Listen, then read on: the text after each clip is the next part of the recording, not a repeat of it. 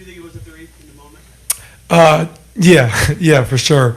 But quickly in my celebration, somebody said it was a two, and then my focus just became winning it. How we could win the game, and I thought we did a great job of sticking with it in overtime, just making big play after big play. Obviously, Aaron's heroics aren't. I hope they're talked about. They can't be talked about enough. He was amazing down the stretch. Oh, we had a big putback dunk. We had a lot of different guys contribute, make plays, and I was really proud of our group. When did the choke idea come to you? In the moment, I wasn't like plotting on it or anything.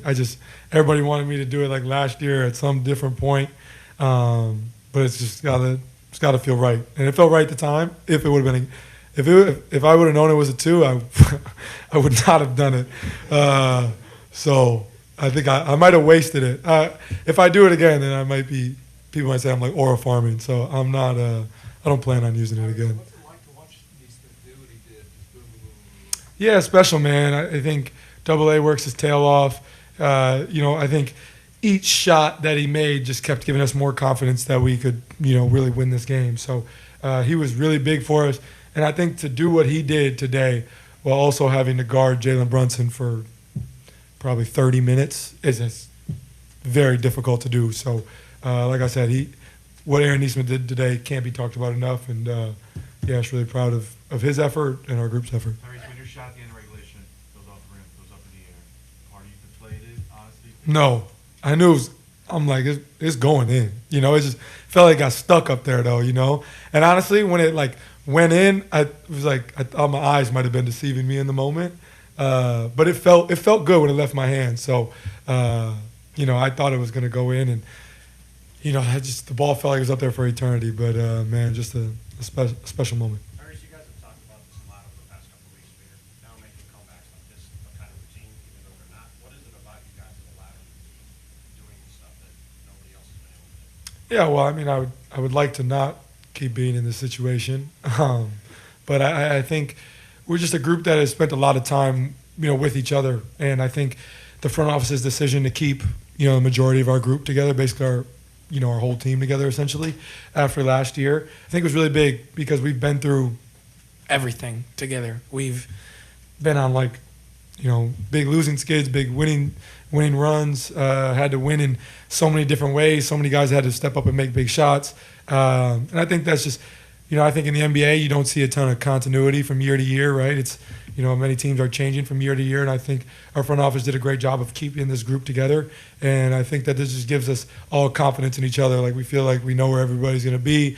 We expect, we have high expectations for each other, but I think we also have we hold each other accountable at the same time. I think that's important.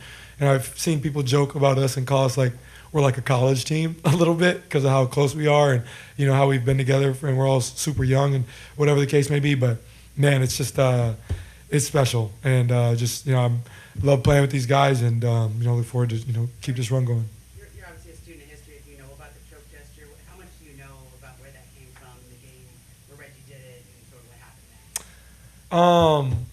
next? I've seen that winning time doc probably 50 times growing up. So I know that they didn't win the series. So I would not like to repeat that. But, I think that's just a historic moment. And that was obviously more him versus Spike, kind of the one-on-one. And that just felt like it was to everybody. But to him, too. I wanted him to see it more than anything.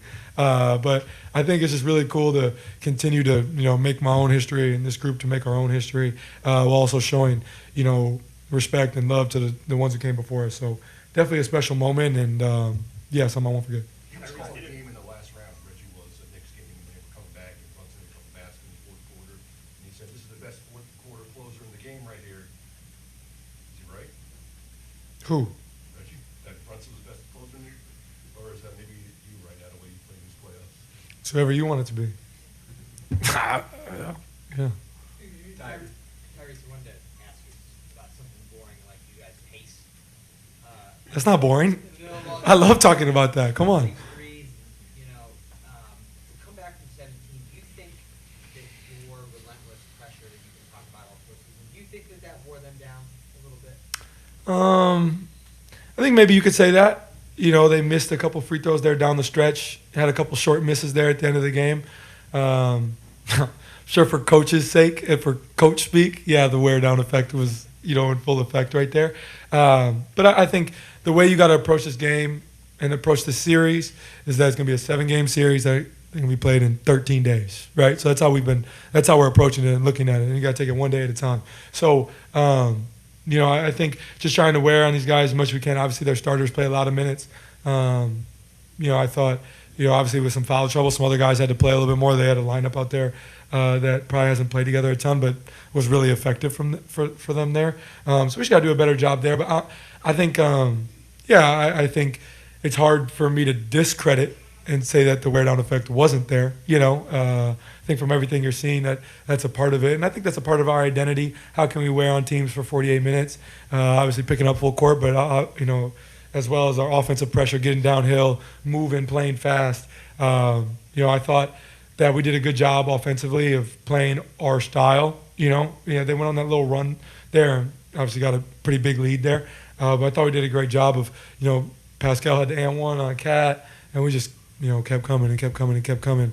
And I think that was really big for us, making extra plays, getting extra possessions with offensive rebounds or finishing, getting rebounds on that side. I think they were all big down the stretch. So, I think for Coach Carlisle's sake, we'll say the wear down effect was in full effect. Tyrese, you hit 3 of these shots now that game winners, game tires at the buzzer. So what in those moments you seem to want the ball, sort of see what shots you want? What do you like about that moment where you sort of might be had so much success? Yeah, I mean, I think every person who enjoys basketball, or probably everybody in here, imagined at one point that they would be an NBA player or something, And I think the biggest thing when you're growing up is everybody's on the playground or in the driveway or in the gym by themselves. You're 5, 4, 3, 2, 1 shooting it, and if you miss it, nobody's around, so put more time on the clock, right? And I think for me, I was always encouraged me just to have an imagination, right? So I would be running down the hallway in my childhood home, pretending there was a hoop and playing basketball and all those things. And I think that the biggest thing for me is I already have the confidence to take the shot in the moment, but I have that confidence from my group. My group wants me to take those shots. My coaching staff wants me to take those shots. I think our organization wants me to take those shots. I think now we're at the point where our fans want me to take that shot. So I think everybody's living and dying with it at that point. That gives me a lot of confidence. And to be honest with you, like when I got traded here, we weren't very good. And so we would be in these moments where I would have to take these shots and I would miss them and nobody would care. Maybe Pacer fans would, but like we weren't very good, so it didn't matter. We weren't a playoff team or anything.